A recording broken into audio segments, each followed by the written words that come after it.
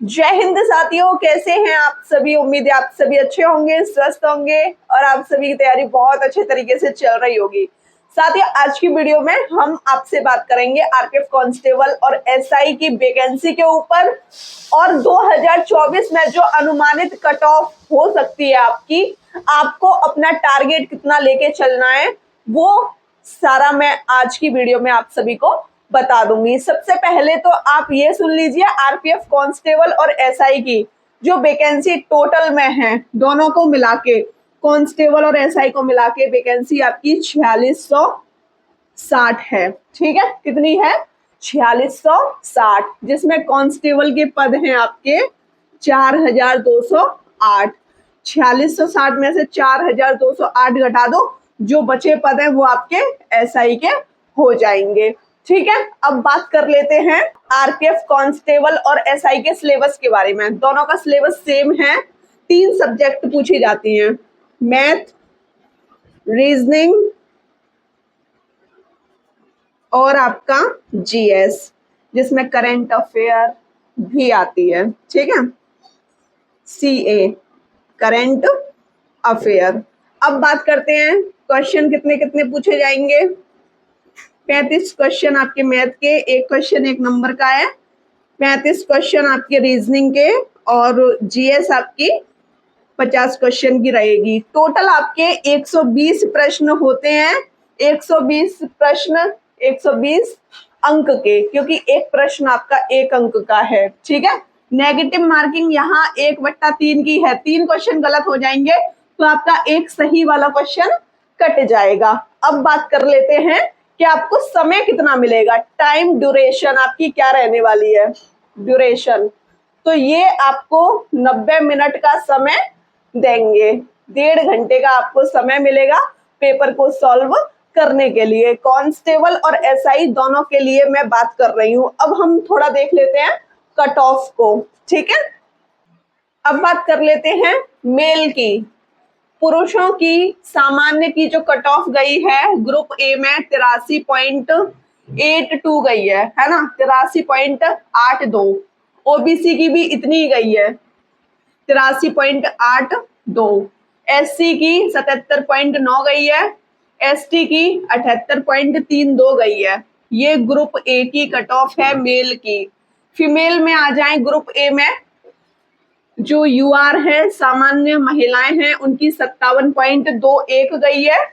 OBC में 55.66, SC में 50.76, ST में महिलाओं की 50.76 गई है। ठीक है, समझ गए। ग्रुप बी की बात करें मेल की, मेल में जो सामान्य पुरुष हैं उनकी गई है 89.42 और ओबीसी में भी 89.26 गई है। एससी में 82.26, एसटी में 78.68।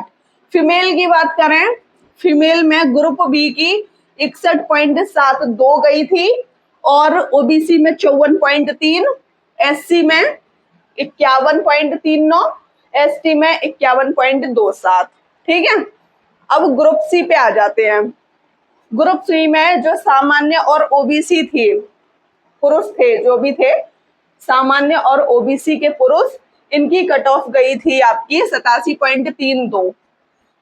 ग्रुप सी में एससी की कट ऑफ 78.26 और एसटी की कट ऑफ 77.41। फीमेल की बात करें तो फीमेल में जो सामान्य महिलाएं हैं 53.38 गई थी इनकी, ओबीसी की 47.37, एससी की 43.91, एसटी की 48.08 गई थी। ठीक है, ग्रुप डी, ग्रुप डी की बात करें, सबसे ज्यादा जो कट ऑफ जाती थी वो ग्रुप डी की ही जाती थी। देखो, मेल में जो पुरुष थे उनकी 117.83 और ओबीसी का देखो आप 120 में से 120 ही गई है।